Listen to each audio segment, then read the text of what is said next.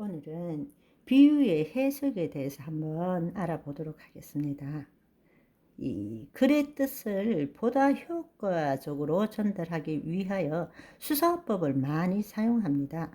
수사법 안에는 비유법, 강조법, 변화법 등 여러 가지가 있는데, 비유라는 것은 흔히들 parable, 비유한다라는 것은 어떤 사물의 모양이나 상태 등을 보다 효과적으로 표현하기 위해서 그와 비슷한 다른 사물을 빗대어서 표현할 때에 우리가 비유한다라고 말을 합니다. 그래서 비유법에는 여러 가지가 있습니다. 예를 들어서 직유법도 있고 은유법도 있고 풍류법도 있습니다. 예를 들자면은 시뮬리라는 직유법은 A는 B와 같다, 이럴 때는 직유법이 되는 것입니다. 성령이 비둘기같이 임하신다, 이렇게 할 때는 직유법이 되는 거죠. 은유법은 A는 B다, 이렇게 이야기하는 것입니다.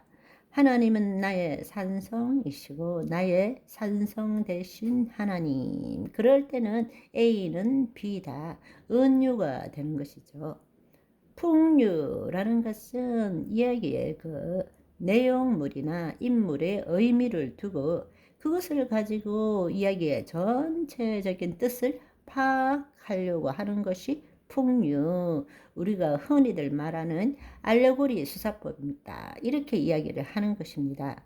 예수님께서 사용하시는 비유를 쉽게 우리가 이야기하자면 이 물질 세계에 속한 것이 아니라 영의 세계와 비물질 세계의 진리를 알려주기 위해서 이 땅의 물질 세계의 것들을 가지고 직유, 은유, 풍유, 그리고 그림 언어를 사용해서 이야기 형식으로 풀어내는 것이 예수님이 하신 비유라는 뜻입니다.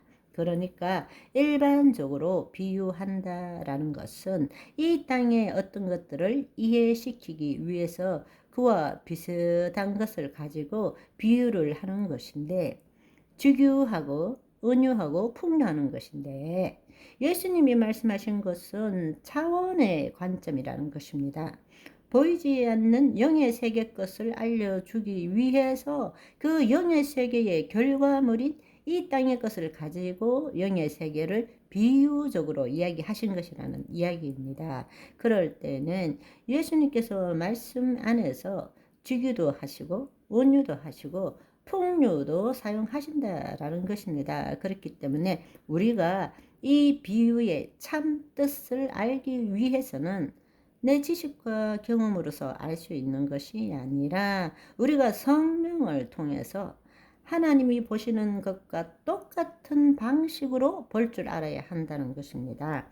다른 말로 성령의 계시함을 받아야 한다라는 것입니다. 그러니까 예수님은 영의 세계의 결과물이 이 땅의 것이니까 이 땅의 것을 가지고 영의 세계를 알려주려고 하신 것입니다. 그러니까 우리가 이 땅의 것을 비유로 하신 것을 알려면 저기 하늘 보좌에 앉아 계신 예수님 안에서 예수님과 같은 마음으로 볼 줄 알아야 한다라는 것입니다. 그런데 이 땅의 것을 가지고 위의 것이 무엇인지를 추론하고 해석하는 것은 하나님 나라의 실체를 볼 수가 없다라는 이야기입니다.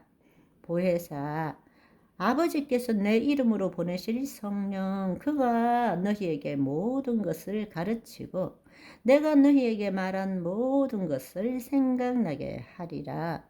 더 중요한 것은 우리가 잘 알고 있는 고린도전서 2장 9절 10절의 말씀처럼 하나님이 자기를 사랑하는 자들을 위하여 예비하신 모든 것은 눈으로 보지 못하고 귀로 듣지 못하고 사람의 마음으로 생각하지도 못하였다 함과 같으니라. 오직 하나님이 성령으로 이것을 우리에게 보이셨으니 성령은 모든 것 하나님의 깊은 것까지도 통달하시느니라 말씀하신 것입니다. 아멘. 그러니까 우리의 경험과 지식으로서 하나님 나라의 비밀을 알 수 있는 것이 아니라는 것입니다. 자녀들에게 약속하신 그 모든 말씀은 눈으로 볼 수도 없고 귀로 들을 수도 없고 마음으로 깨달을 수도 없고 우리가 성령 안으로 들어갈 때라야만이 그 일이 가능하다라는 이야기입니다. 그렇지만 비유를 해석하는데 우리가 알고 있는 경험과 지식 그리고 성경의 지식을 동용해서 그 비유의 각 요소가 무엇을 의미하는지를 우리가 설정하고 그것을 가지고 하나님 나라를 추론하는 것, 그것을 뭐라고 부르느냐? 알레고리적으로 해석한다. 그것이 오늘날 또 역사적으로 많은 경우에 알레고리 해석법을 사용해서 하나님 나라를 이해하려고 했던 적이 많다라는 것입니다. 그런데 그것은 올바른 해석이 아니라는 거예요. 대표적인 알레고리 해석이 뭔가 하면 우리가 잘 알고 있는 성 어거스틴이 선한 사마리아인의 비유를 해석을 했어요. 그런데 어떻게 했느냐? 알레고리적으로 해석한 것입니다. 그래서 예루살렘은 에덴 동산, 천성이라고 보고 여리고는 죄악의 도시, 강도 만난 사람은 아담이고 강도는 마귀들이고 제사장과 레위인들이 강도 만난 사람을 도와주지 않고 지나갔는데 이것은 율법과 선지자로는 구원받을 수 없다라는 것을 의미하는 것이고 이런 식으로 그 선한 사마리아인의 이야기를 예수님 이야기의 각 인물과 상황을 거기에다 의미를 부여하고는 그걸 가지고 하나님 나라가 무엇인지 이야기하는데 이것은 제대로 된 해석이 아닌 것입니다. 아시겠죠? 오늘은 여기까지. 바이바이.